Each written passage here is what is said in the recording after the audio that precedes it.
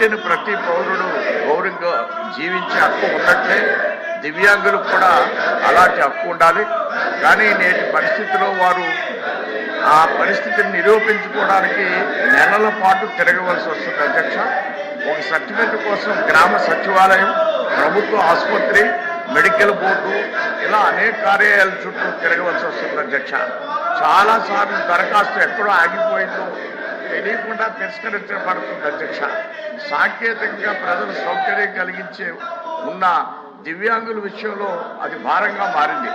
రవాణా సమస్యలు, సహాయకుల అవసరము, పలుమార్లు హాజరు కావాల్సినటువంటి పరిస్థితి, ఇవన్నీ దివ్యాంగుడికే కాదు అతని కుటుంబం కూడా మానసికంగా ఆర్థికంగా భారం మారుతున్నాయి.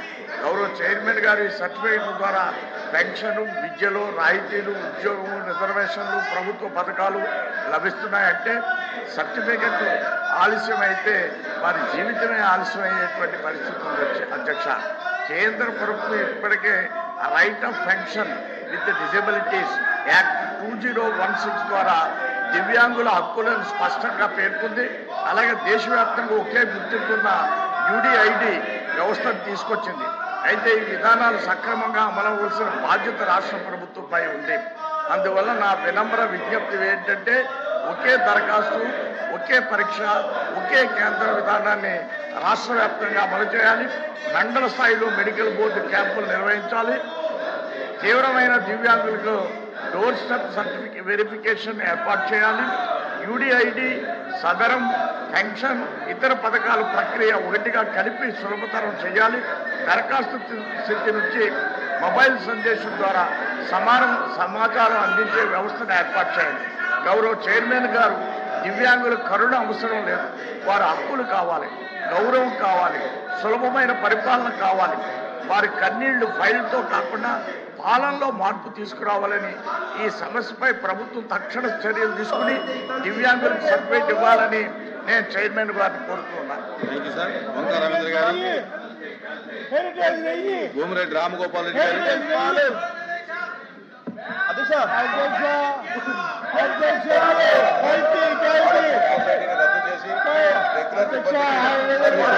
చేయవలసిందిగా కోరుతున్నాను. వివిధ డిఎస్సీల ద్వారా నియమితమైన మోడల్ స్కూల్ రెగ్యులర్ సిబ్బందులు సుమారు 26 మంది మృతి చెందారు.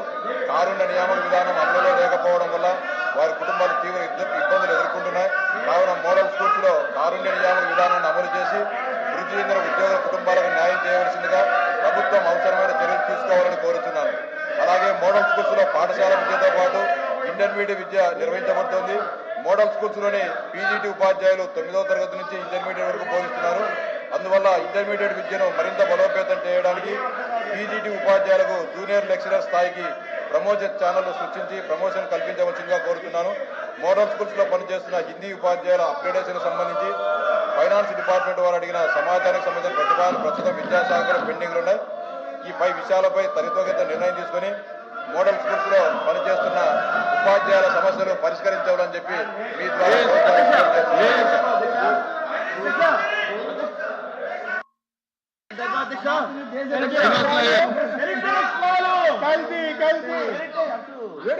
పనిచేస్తున్న ఉపాధ్యాయ ఉద్యోగులు అందరూ పదవి విరమణ వయసు 62 సంవత్సరాలుగా కొనసాగుతుంది అధ్యక్ష.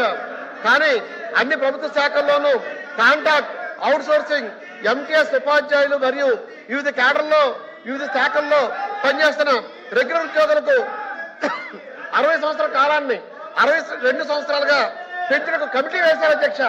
కానీ కమిటీ తగు విధంగా 60 నుంచి 62 చేస్తున్నట్లుగా సిఫార్సులు వేగవంతంగా చేయకపోవడం వల్ల చాలా మంది ఉద్యోగ ఉపాధ్యాయులు పదవి విరమణ 60 సంవత్సరాలుగా చేస్తూ చాలా ఇబ్బంది పడుతున్నారు అధ్యక్ష. దయచేసి మీ ద్వారా ప్రభుత్వానికి ఆ కమిటీ రిపోర్ట్ చేయమని కోరుతున్నాను అధ్యక్ష.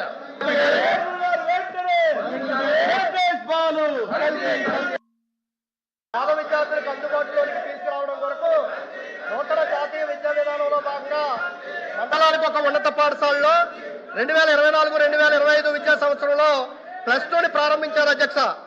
ఆ సంవత్సరంలో అర్హత కలిగినటువంటి స్కూల్ అసిస్టెంట్లను పీజీటీలుగా పదోన్నతి ఇచ్చారు అధ్యక్ష. ఇంటర్ ఫలితాలు కూడా ఉత్తమ ఫలితాలు సాధించారు అధ్యక్ష. కానీ 2025-26 విద్యా సంవత్సరంలో ఒక్క ఫ్యాకల్టీని కూడా నియమించకుండానే విద్యా సంవత్సరం పూర్తయిపోయింది అధ్యక్ష. కనీసం వచ్చే విద్యా సంవత్సరంలో అయినా సరే అర్హత కలిగినటువంటి స్కూల్ అసిస్టెంట్లను గా నియమించి ప్లస్ 2 వ్యవస్థను బలోపేతం చేయాలని చెప్పి తమ ద్వారా ప్రభుత్వాన్ని కోరుతున్నాను అధ్యక్ష. సూర్యనారాయణ గారు, కల్పలత గారు, నాగబాబు గారు.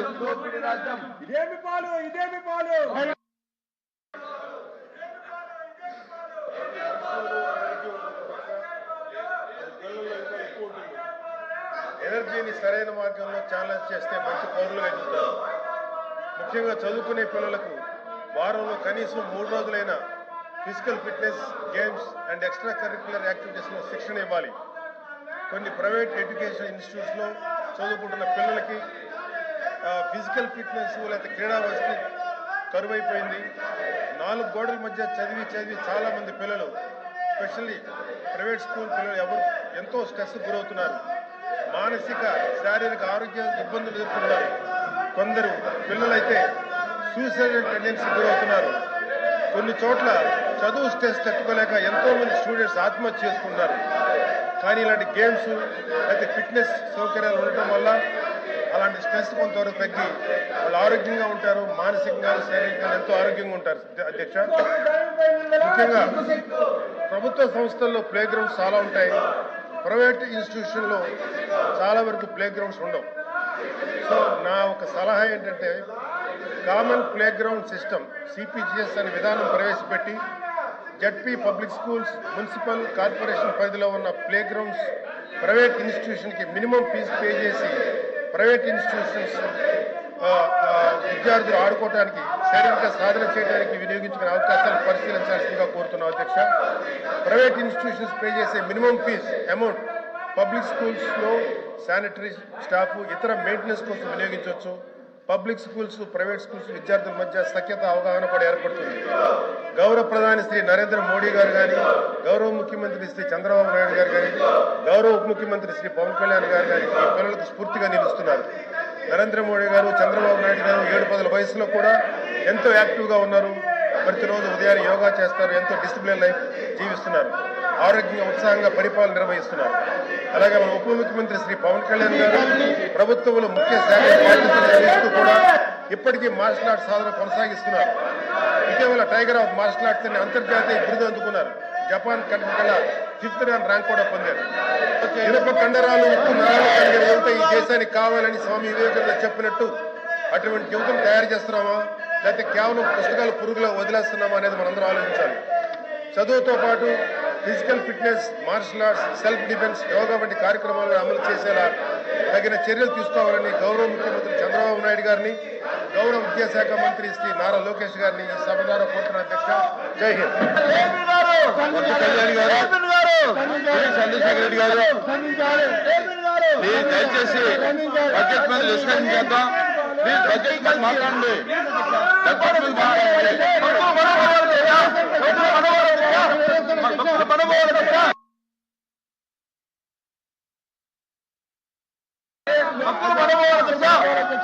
బడ్జెట్ మీద డిస్కస్ చేద్దాం. కూర్చోండి, కూర్చోండి,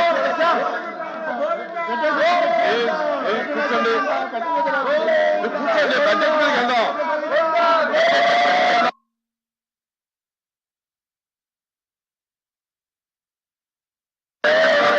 15 minutes.